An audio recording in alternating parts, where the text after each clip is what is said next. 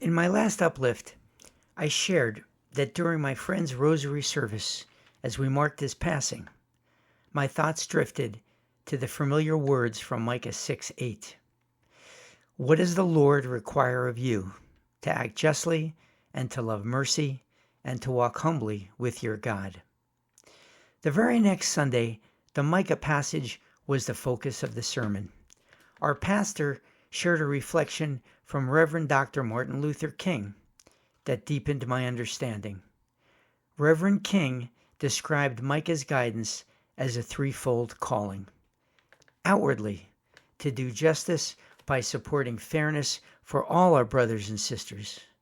Inwardly, to love mercy by cultivating tender and compassionate heart. And finally, to walk humbly with God, recognizing that He is the center of all things, not us. As our pastor spoke, my own struggle coalesced. How am I supporting justice and fairness in the face of the ugly turn our country has taken? What am I doing? If I see injustice and remain silent, I'm wondering, as Bob Dylan sings, what good am I? James 1 describes the risks.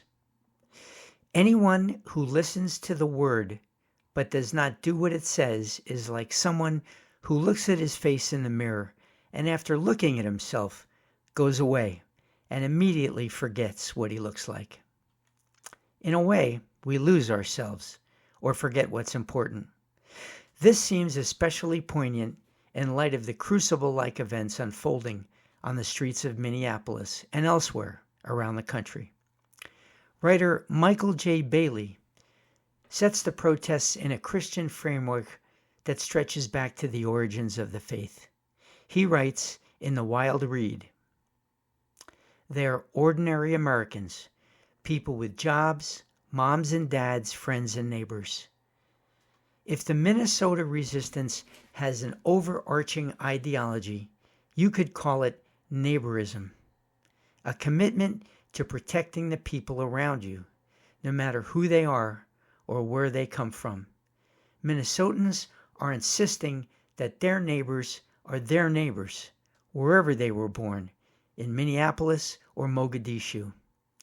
That is arguably a deeply Christian philosophy, one apparently loathed by some of the most powerful Christians in America.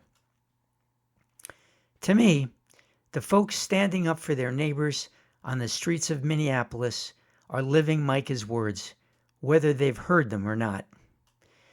Simmering on my own back burner, the question persists. What am I doing? How am I supporting fairness and justice in the ways the Lord asks? Many of us are asking the same questions. The streets of Minneapolis is, of course, a reference to the powerful protest song by Bruce Springsteen.